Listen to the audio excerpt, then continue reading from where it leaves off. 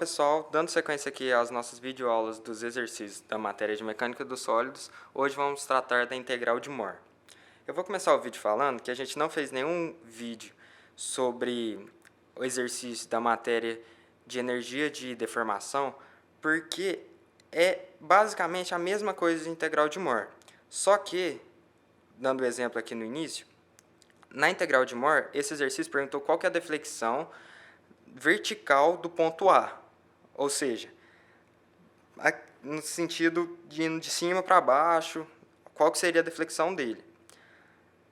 Aí, o único jeito de calcular dessa geometria do nosso problema é por integral de Mohr. Se fosse por energia de deformação, não seria possível calcular a deflexão em y, porque a força P está sendo aplicada na direção x. Então, a gente só conseguiria calcular a deflexão na direção x através daquela formulinha lá que a gente mostrou de energia de deformação, energia total. Aqui na integral de Mohr, com esse auxílio de criar essa força unitária, a gente consegue criar ela em qualquer direção, sendo que a gente consegue calcular a deflexão do ponto em qualquer direção também, na direção de aplicação dessa força unitária. Então, dito isso, vamos começar aqui o exercício. Como eu já falei, ele perguntou a deflexão do ponto A no sentido do eixo y, mostrado aqui, e a nossa haste é dessa maneira, a viga. Ela sobe aqui, tem um comprimento de 3L, vem aqui para a direita, na direção x, em 2L, e vai lá para dentro da folha, entrando assim, com 1L. E a força P está aplicada aqui na direção x, no ponto A, lá na extremidade. A primeira coisa que a gente precisa fazer é criar uma força unitária na direção que a gente vai analisar. Como o exercício perguntou, é na direção y. Então, a gente criou uma força unitária aqui na direção y, que eu chamei aqui de sigma. Agora, a gente vai calcular os esforços que cada uma dessas forças, a P e a sigma, fazem em cada um dos trechos. Trecho AB, BC e CD. No trecho AB, a gente tem aqui que a distância que a gente vai andar, Z vai de 0 até L, que é do começo dela até o final. O Z começa aqui da extremidade e vai vindo até a direção do ponto B, aumentando. E assim a gente vai ter que a força P vai gerar um momento fletor do eixo Y igual a P vezes Z.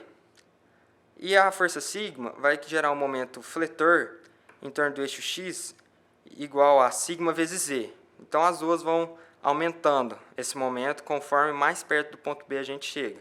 São carregamentos triangulares do momento. A gente já vai mostrar aqui nos diagramas. Agora, no trecho BC, a gente tem aqui que z.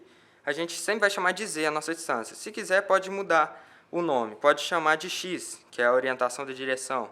Não irá fazer diferença.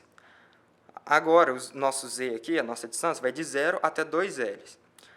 Agora, a força P vai gerar um momento fletor em y igual a P vezes L, que é a força vezes o deslocamento que a gente teve aqui de L.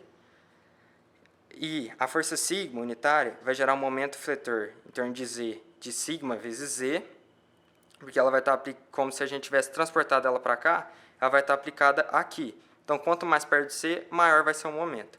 E um torsor em torno de x do valor de sigma vezes L. Porque quando a gente transporta ela de A para B, ela tem que levar esse torsor que ela gera aqui, no eixo x. Agora, no trecho CD, a gente vai ter que a distância vai de 0 até 3L, sendo de C até D, a nossa variação de distância. E assim, a força P vai gerar um momento fletor no eixo Z do valor de P vezes Z, ou seja, ela vai aumentando esse momento, quanto mais perto do engaste D. Vai gerar também um torsor em Y do valor de P vezes L, que é como o sigma gerou aqui um torsor no trecho BC, o P vai gerar um torsor no trecho CD, quando ele transporta daqui até o ponto C. Vai ter que levar esse torsor que ele gera. Agora, a força sigma ela vai gerar um momento fletor em x do valor de sigma vezes L, devido a esse transporte dela. E vai gerar um momento fletor também no eixo Z, do valor de 2L vezes sigma, que foi essa movimentação que ele teve, de B até C. esse transporte da força sempre tem que levar o esforço que ela gera, seja momento fletor ou torçor. Agora, na análise dos diagramas, a gente vai ter aqui devido à força P e devido à força sigma. Como foi falado aqui, no trecho AB, a P gera apenas um momento fletor em Y, que vai aumentando quanto mais perto de B a gente chega. No trecho BC, tem apenas um momento fletor constante de P vezes L, que nem está representado aqui.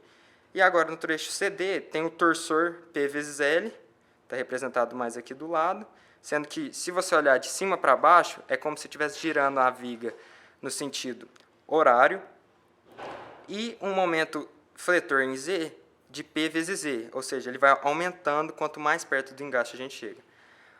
Sendo bem semelhante à força sigma, a gente vai fazer a mesma análise. Vai ter um momento aqui que flete o eixo X, então ele vai aumentando, porque é sigma vezes Z. Quanto mais perto aqui do ponto B, no trecho AB, maior vai ser essa força. Aqui no trecho BC vai ter um momento fletor em Z, sigma vezes Z, ou seja, ele vai aumentando, e vai ter um torsor constante de sigma vezes L. Por isso, está aqui. E essa setinha aqui está mostrando que se você olhar da direita para a esquerda, a viga aqui vai estar girando, tendendo a torcer no sentido horário. Agora, no trecho CD, que é o último trecho, a força sigma vai gerar um momento fletor em X constante de sigma vezes L e um momento fletor em Z constante também de sigma vezes 2L. Ou seja, essa força aqui é maior do que essa. E ambas são constantes, devido a esse deslocamento da força que a gente faz para essas análises. Agora, lá na nossa teoria, é importante lembrar que a gente só vai multiplicar o momento da força P vezes o momento da força unitária quando for no mesmo trecho e quando for relacionado ao mesmo eixo de flexão. No nosso trecho AB, a gente vê aqui que a flexão que P gerou foi em torno do eixo Y e a sigma em torno do eixo X, ou seja, são dois eixos diferentes. Então, a gente não pode multiplicar essa por essa. Ou seja, devido ao trecho AB, a nossa deflexão ainda fica igual a zero. Agora, devido ao trecho BC, a gente tem aqui que o momento fletor de P foi em torno de Y e de sigma em torno de Z. Dois eixos diferentes também. Portanto, ainda continua a deflexão igual a zero. A gente também tem um torsor aqui em X de sigma. Porém, não tem nenhum torsor devido à força P. Então, continua zero a nossa deflexão. Mas quando a gente chega no trecho CD, a gente vê aqui que a força P e a força sigma geram um momento fletor em Z. Ou seja, naquele cálculo das integrais, a gente vai poder multiplicar essas duas flexões aqui, esses dois momentos, que é P vezes Z e sigma vezes 2L.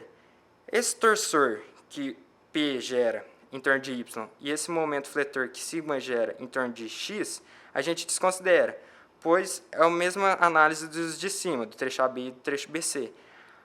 Quando for multiplicar pelo torsor em Y devido à força sigma, é zero. Então, vai zerar essas contribuições aqui da deflexão. A única análise que a gente vai ter que fazer, então, é a integral do trecho CD, que vai de 0 a 3L, de 2L vezes sigma, que a gente é igual a 1, então não entra aqui, vezes P vezes Z,